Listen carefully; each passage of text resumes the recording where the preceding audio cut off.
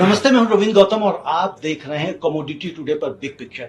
आज big picture में एक स्पेशल शो करने जा रहे हैं और वो है एल नीनो के ऊपर कि एल नीनो का जो इम्पैक्ट है वो क्या आने वाला है, राइस एक्सपोर्ट के ऊपर क्या आने वाला है और जो चावल की खेती हो रही उसकी पैदावार कैसी रहने वाली है, इस विषय पे हमें बात करनी है। क्योंकि बहुत ही ज्यादा पूरा अंतरराष्ट्रीय मीडिया इस विषय पे चर्चा कर रहा है, इंटरनेशनल मीडिया चर्चा कर रहा है। सब लोग ये डरा रहे हैं कि एल नीनो आ रहा है और चावल की खेती, खरीफ की फसल खतरे में।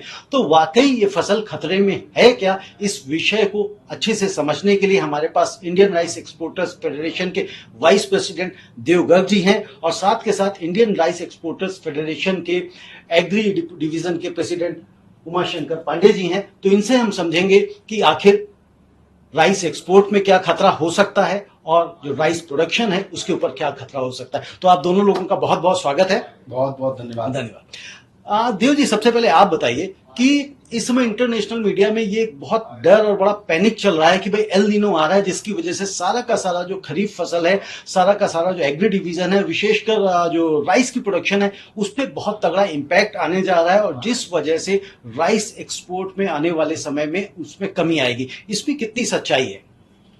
जब से एल नीनो की बात मार्केट में चल रही है, मेरे पास लगभग 10 से 15 पत्रकार देश के और विदेश के मुझे फोन करते हैं और पूछते हैं कि एल नीनो की वजह से चावल क्षेत्र पे जो नुकसान होने वाला है उसके लिए आपकी फेडरेशन क्या काम कर रही है और सरकार के साथ आप कैसे एंगेज कर रहे हैं कि इसका नुकसान हमारे कृषि क्षेत्र पे ना हो। तो जब भी किसी पत्रकार का मेरे पास फोन आया तब मैंने उसको कई बातें बताई जो मैं आज उन बातों को रिपीट करना चाहूंगा।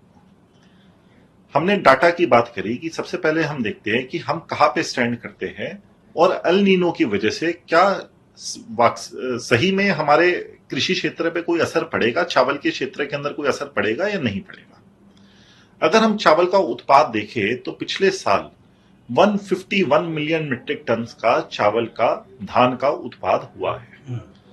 इसके कारण भारत दुनिया का सबसे बड़ा उत्पादक धान का बन चुका है। हमने चाइना को भी मात दे दी है। ये 151 मिलियन टन उत्पाद के वजह से आज अगर बफर स्टॉक को भी हटा दिया जाए तो हमारे पास लगभग 27 मिलियन टन का सरप्लस स्टॉक है। इसका आपको मैग्नीट्यूड समझना होगा कि ये 27 मिलियन टन का जो सरप्लस बफर स्टॉक के ओवर एंड अबव है, इसका क्या मान्य है। हमारे देश का जो टोटल एक्सपोर्ट है वो लगभग 20-22 मिलियन टन के आसपास है। इसका मतलब 20-22 मिलियन टन चावल एक्सपोर्ट करने के बाद भी लगभग 27 मिलियन टन हमारे टोटल एक्सपोर्ट से ज्यादा अभी तक हमारे पास सरप्लस स्टॉक है। जो सरप्लस स्टॉक एक बहुत बड़ी मात्रा जिसकी क्वांटिटी है, जिसके वजह से पिछले कई 1-2 साल से कई प्रयास सरकार और हमारी फेडरेशन कर रही है कि किस तरीके से ये जो सरप्लस स्टॉक है ये खराब ना हो और इसको कहीं ना कहीं इसका इस्तेमाल कर लिया जाए। सरकार ने कई इनिशिएटिव इसमें निकाले।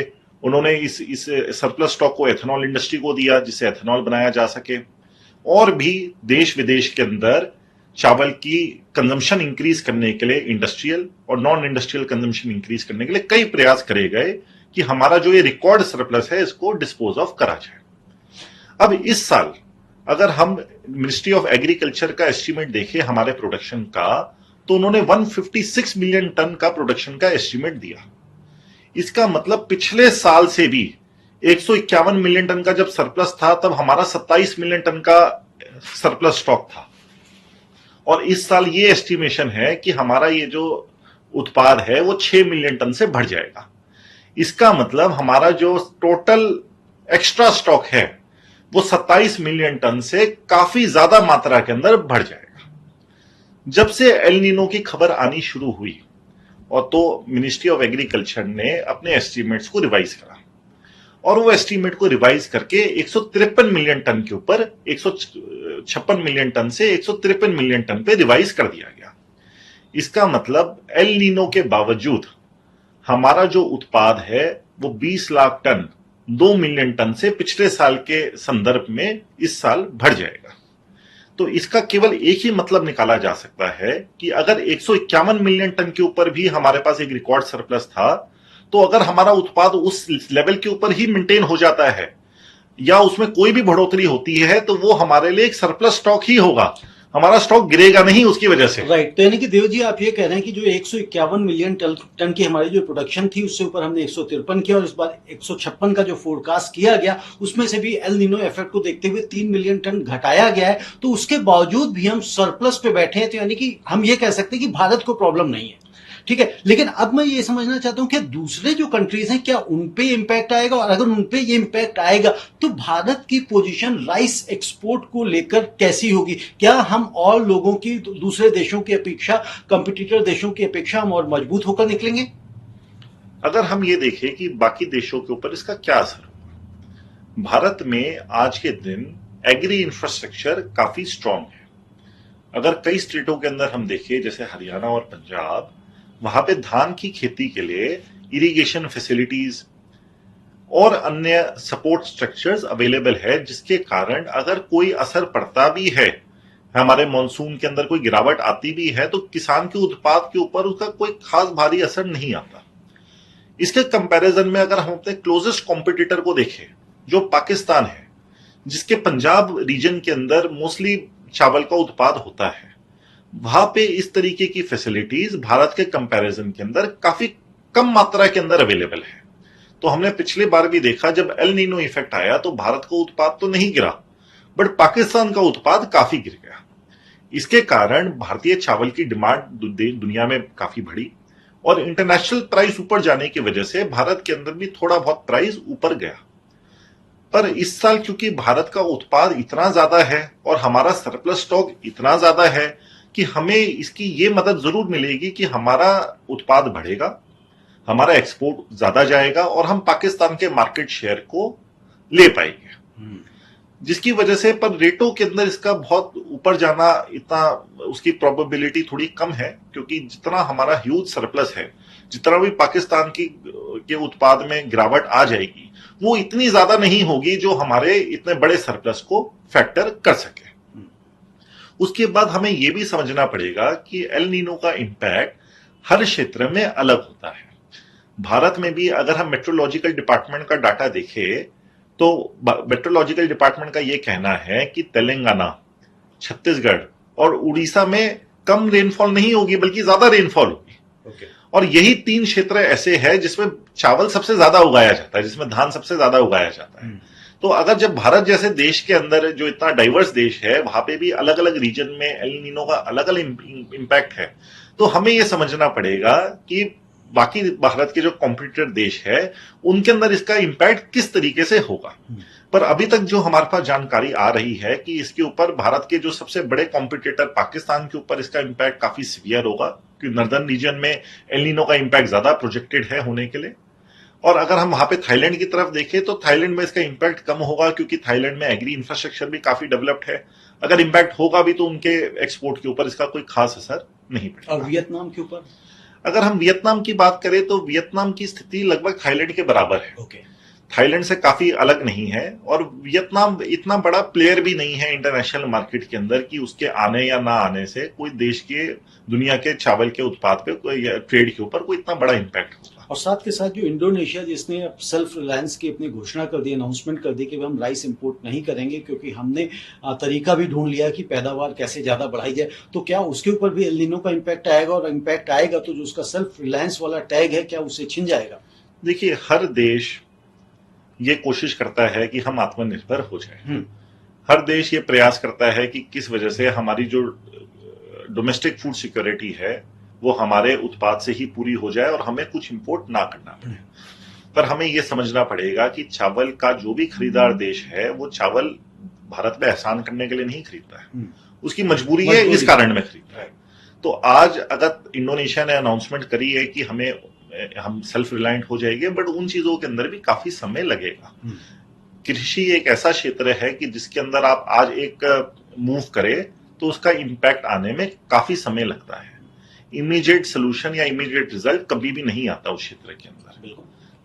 दियो, जैसे भी आपने कहा कि जो इसका एल नीनो का इम्पैक्ट प्राइस के ऊपर क्या पड़ेगा, तो वाकई में आप बताइए हमारे दर्शकों को, हमारे जो इंडस्ट्री के स्टेक होल्डर्स उनको बताइए कि प्राइस का इम्पैक्ट इसके ऊपर क्या आएगा, चाहे वो बासमती राइस के प्राइसेस हों या नॉन बासमती के हों, पार्बोइल के, क्या इसमें इंक्रीमेंट दिखाई देगा या डिक्रीमेंट दिखाई देगा? अगर हम जहां तक प्राइसेस की बात करें तो एल नीनो की वजह से नेट इंपैक्ट ग्लोबल ट्रेड के ऊपर तो पड़ेगा।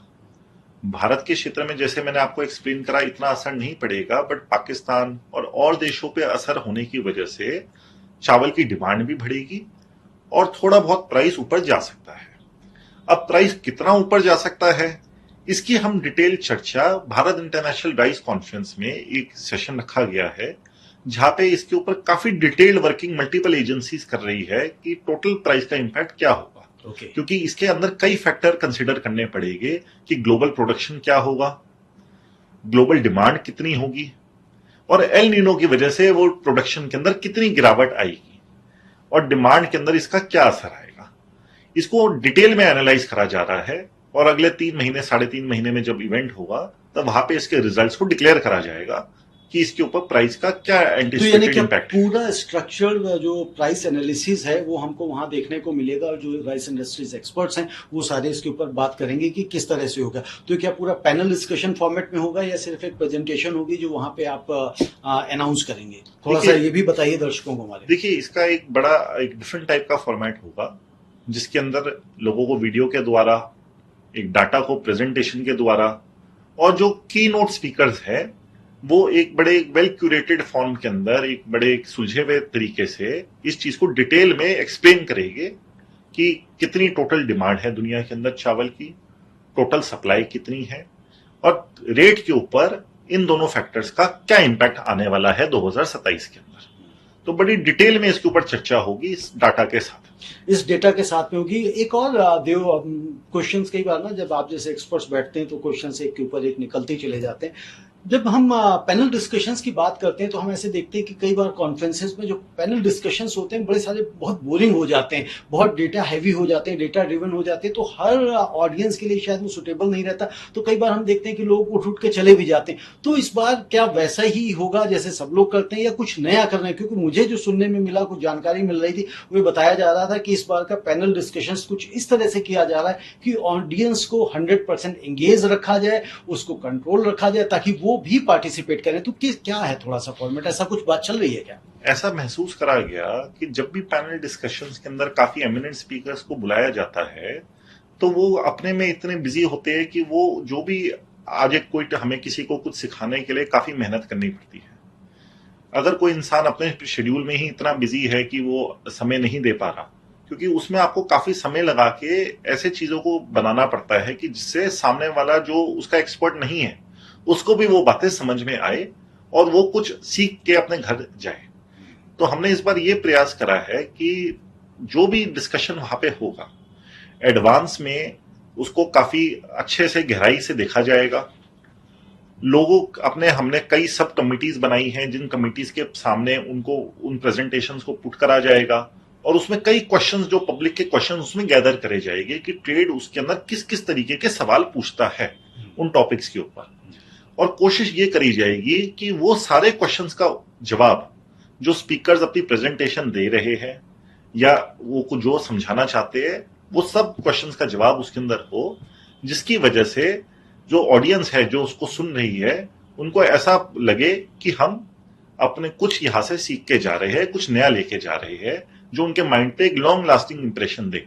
हमने ये महसूस करा कि जो पैनल डिस्कशन होते हैं ज्यादातर उसके अंदर लोग जो अनप्रिपेयर्ड आते हैं वो उनके दिमाग में उस समय जो आता है वो उसको बोल देते हैं ऑन द स्पॉट, पर उसका कोई भी लास्टिंग इंपैक्ट हमने लोगों के मन पे आते हुए नहीं देखा। मैं भी पर्सनली कई पैनल डिस्कशंस का पार्ट रहा हूं, मैं उसमें पार्टिसिपेट भी करता हूं, सुनता भी हूं। बट अगर आप पेपर पे लिखो कि आज इस पैनल में मैं बैठा और मैं क्या सीख के गया, तो शायद 2 या 3 पॉइंट भी लिखने बड़े मुश्किल हो जाते हैं नॉर्मल में।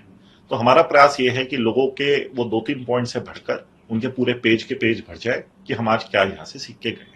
यानी कि आप आउटकम उसका क्या है वो पूरी तरह से मैनेज और पूरी तरह से कंट्रोल करने वाले, और मैं समझता हूं ये इस सेशन की सबसे बढ़िया बात रहेगी। तो यदि अभी तक आपने बिल्ड के लिए रजिस्ट्रेशन नहीं किया तो फटाफट रजिस्ट्रेशन करा लें। अब हम चलते हैं हमारे मैंने इनका जब इंट्रोडक्शन उमाशंकर जी का दिया था तो मैंने अधूरा दिया था। तो ये पद्मश्री उमाशंकर पांडे जी हैं और इनको जल योद्धा के नाम से जाना जाता है। और ये जल योद्धा यानी कि राइस इंडस्ट्री के लिए मैं समझता हूँ जल की सबसे ज्यादा जरूरत होती है। कहा जाता है कि जो चावल की खेती में सबसे ज्यादा पानी का लागत आती है। तो उमाशंकर जी, आप जिस क्षेत्र से आते हैं वहां पे वैसे ही पानी कम होता है, बारिश कम होती है। तो ऐसी सिचुएशन में जो चावल की खेती है वो क्या असर दिखा रही है? जिस तरह से भी देव जी ने बताया कि बहुत ज्यादा इम्पैक्ट नहीं डाल रही है, लेकिन क्या वास्तव में जो आपका क्षेत्र है जहां पे पानी कम है वहां सिचुएशन क्या है और उसको किस तरह से कंट्रोल किया जा रहा है? देखिए, जो अल नीनो आया तो मुझे लगता है कि हमारे देश में अधिकांश भाग में 15 जुलाई के बाद ही धान का रोपण पौध लगाई जाती जी। है। तो बहुत ऐसा नहीं है। और दूसरी बात यह है कि मुझे अभी जितना इसका हवा मचा हुआ है या जिसके बारे में पूरी दुनिया में प्रचार किया जा रहा है उसका असर अभी भारत में नहीं पड़ेगा या कम पड़ेगा, क्योंकि चावल का व्यापार है। चावल से दुनिया के 52 देश हम पर निर्भर हैं। हमें अपनी भी चिंता है और जो हम पर निर्भर है उसकी भी चिंता है। जैसा भी देव साहब कह रहे थे, उन्होंने उसके बारे में विस्तार से बताया है। तो जो दुनिया के कर्क रेखा के मध्य देश है उन देशों पर इसका प्रभाव पड़ेगा, लेकिन भारत उसके मध्य में नहीं है। इसलिए अब तक जो मैं समझ पाया हूँ, दक्षिण भारत में बरसात हो रही है, इधर बांग्लादेश में भी बरसात हो रही है, बंगाल में बरसात हो रही है, आसपास के जो मध्य भारत के राज्य हैं वहां भी औसत दर्जे बरसात हो रही है। तो अभी धान के लिए हम पिछड़े नहीं है। और मुझे लगता है कि अभी हमको इसके लिए जो तथ्यात्मक दृष्टि से बात करेंगे तो अभी 2 महीने तक हमको इस बात में ऐसा नहीं लग रहा कि कहीं कोई धान की रोपाई में, धान के बीज में, किसान के उत्पादन में कुछ अभी कमी दिखाई दे रही है। कुछ कमी दिखाई दे रही है। उमाशंकर जी, एक चीज और बताएं। जिस तरह से एक बड़ी चर्चा चलती है कि पानी की लागत, पानी की आवश्यकता धान की खेती के लिए बहुत ज्यादा है, तो आपने, मुझे याद है कि लास्ट टाइम मैंने जब आपका इंटरव्यू किया था तब आपने बताया था कि एक ऐसी टेक्निक है जिसकी वजह से पानी की लागत, कम पानी में भी हम अच्छी धान की खेती कर सकते हैं। फिलीपींस ने जैसे एक धान की एक नई किस्म WEG1 जीन वो विकसित करी है। तो क्या आप जिस तरह से लोगों को गाइड करते हैं, बताते हैं, तो उसमें पानी का इस्तेमाल किस तरह से आप कराते हैं जिससे जो है कम पानी की लागत होती है और चावल की खेती बेहतर होती है? देखिए, जो हमारी भारत की परंपरागत धान की प्रजातियां थी उसमें पानी कम लगता था। और हम खाद भी, हमने कहा कि जो ये केमिकल है इसको भी कम करो। और जो सिंचाई के नवीन साधन है, ड्रिप इरिगेशन, हमने कहा है कि इसका प्रयोग करो। कभी कभी ये भी हमने कहा कि सीधे धान खेत में बो दो, बेड़ की बजाय, बेड़ में पानी लगता है, सीधे धान बोने के लिए अभी रिसर्च हो रहे हैं, उसमें अच्छी पैदावार भी बढ़ रही है। तो एक तो हमारा प्रयास ये भी है। दूसरा, पानी की एक एक बूंद को संरक्षित करना, खेत की मिट्टी भी खेत में रहे और खेत का पानी भी खेत में रहे। और अभी हम लोग एक राष्ट्रीय अंतर्राष्ट्रीय स्तर का एक कार्यक्रम आयोजित हो रहा है भारत मंडप में। देव जी ने उसको विस्तार से बताया है। अक्टूबर माह में 23, 24, 25 अक्टूबर को देश भर के जिन्होंने अभिनव प्रयोग किया, ऐसे किसान भी आएंगे, व्यापारी आएंगे, मिलर्स आएंगे, यूथ आएंगे, जो नया कुछ सीखना चाहते हैं, नया कुछ करना चाहते हैं, इस क्षेत्र में उनको संभावनाएं वहां पर देखने को मिलेगी। तो ये भी एक प्रयास हो रहा है। ओके, यानी कि आप कह रहे हैं कि वहां पे इनोवेटर्स भी आ रहे हैं जिन्होंने नए कुछ प्रयोग किए हैं खेती के अंदर। जी जी जी। अच्छा, एक और बात बताइए कि जैसे आप इंडियन राइस एक्सपोर्टर्स फेडरेशन के एग्री के चेयरमैन या प्रेसिडेंट हैं, तो ऐसी स्थिति में आप क्या किसानों के लिए भी कुछ ऐसे काम कर रहे हैं जिससे उनकी खेती बढ़िया हो, उनकी आय बेहतर हो? हाँ बिल्कुल। मैं तो अभी अपने फाउंडेशन के माध्यम से उनको बीज अच्छा मिले। किसान को पहले बीज चाहिए, फिर पानी चाहिए, इसके बाद बाजार चाहिए।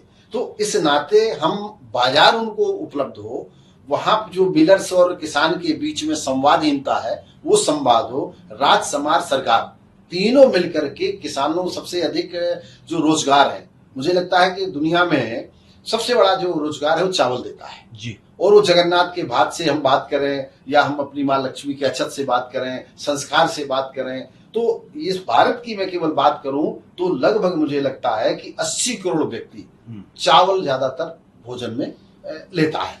तो वो जो इवेंट होने जा रहा है, जो कार्यक्रम होने जा रहा है, जो जिस पिछली बार जिस तरीके से देव जी के नेतृत्व में हम लोगों ने उसको देखा था, पूरे दुनिया के 80 देशों के उसमें लोगों ने भाग लिया था, 10,000 से अधिक किसान आए थे। इस बार लगभग 100 देशों से ज्यादा के हमारे प्रतिनिधि आ रहे हैं और लाखों किसानों के साथ संवाद किया जा रहा है। प्रशासन स्तर पर संवाद, विश्वविद्यालय स्तर पर संवाद किया जा रहा है, जो किसानों की एफपीओ है उनसे भी बात की जा रही है। तो इसके सब प्रभाव, अच्छे कामों के प्रभाव देर से आते हैं पर आते जरूर हैं। हम किसानों को मोटिवेट कर रहे हैं। हम किसानों को इस बात के लिए हमको पद्म सम्मान मिला है कि हम पानी बचाने के लिए हमको सम्मान मिला है, और हम जो फाउंडेशन के साथ जुड़े हैं उनकी भी हमसे ये अपेक्षा आशा है कि हम किसानों के बीच में संवाद स्थापित करें और धान की खेती में जो परेशानियां किसान को आ रही हैं उनका निदान कराने की कोशिश करें। बिल्कुल सही है। और जिस तरह से भारत इंटरनेशनल राइस कॉन्फ्रेंस की यहाँ पे चर्चा हो गई, दोनों लोगों ने बताया कि किस तेजी के साथ उस पर काम हो रहा है। और जैसे भी उमा शंकर जी ने कहा कि लास्ट टाइम 10,000 लोग आए थे, इस बार उससे कहीं ज्यादा आ रहे हैं। जो मुझे जानकारी मिली वो 30,000 लोग आ रहे हैं, जितना लास्ट टाइम था उससे 3 टाइम्स ये बिगर इवेंट होने वाली है। और ऑलरेडी जो भारत इंटरनेशनल राइस कॉन्फ्रेंस है उसको E&Y ने विश्व का सबसे बड़ा राइस इवेंट करार दिया है, और इससे बड़ा इवेंट पहले कभी नहीं हुआ।